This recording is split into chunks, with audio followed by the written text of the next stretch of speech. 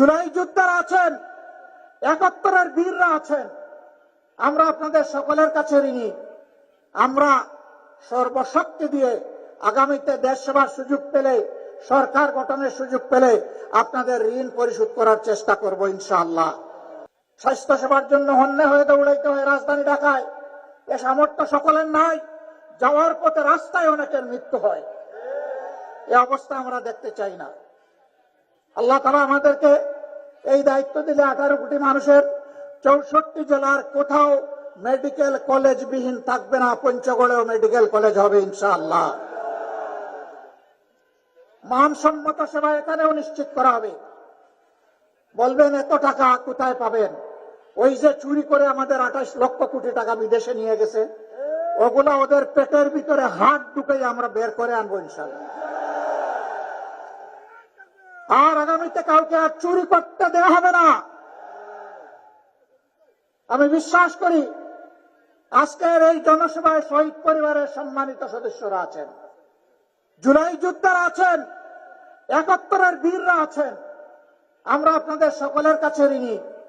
আমরা সর্বশক্তি দিয়ে আগামীতে দেশ সেবার সুযোগ পেলে, সরকার গঠনের সুযোগ পেলে আপনাদের ঋণ পরিশোধ করার চেষ্টা করব ইনশাআল্লাহ।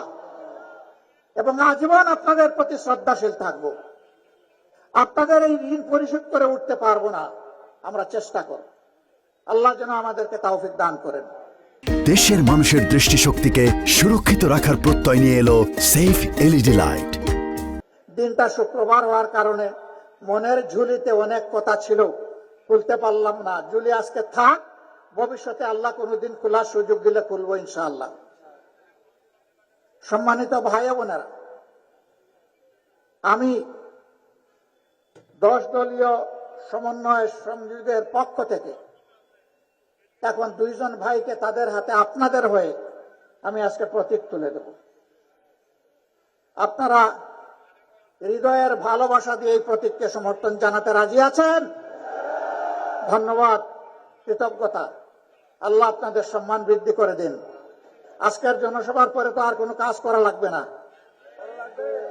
12 তারিখ বিজয় ছিনিয়ে আনা পর্যন্ত আমাদের কাজ অব্যাহত থাকবে। 13 তারিখ থেকে নতুন অধ্যায়ের কর্মী হয়ে, শ্রমিক হয়ে কাজ শুরু করব ইনশাআল্লাহ। দেশের মালিক হব না, সেবক হব ইনশাআল্লাহ। একটা কথা শুধু বলে দিতে চাই, ভোট দিতে পারেন নাই বহুদিন, এবার অপেক্ষায় আছেন। বুকটা ভোট দেওয়ার জন্য চঞ্চল হয়ে আছে, মরুভূমি হয়ে আছে, পিপাসার্ত হয়ে আছে। আপনার ভোট কেউ যদি ডাকাতি করে নিতে আসে, তাহলে কি করবেন? কি করবেন? রুখে দিতে হবে। যুবকরা, কাজ শেষ হয়নি, কেবল শুরু হয়েছে।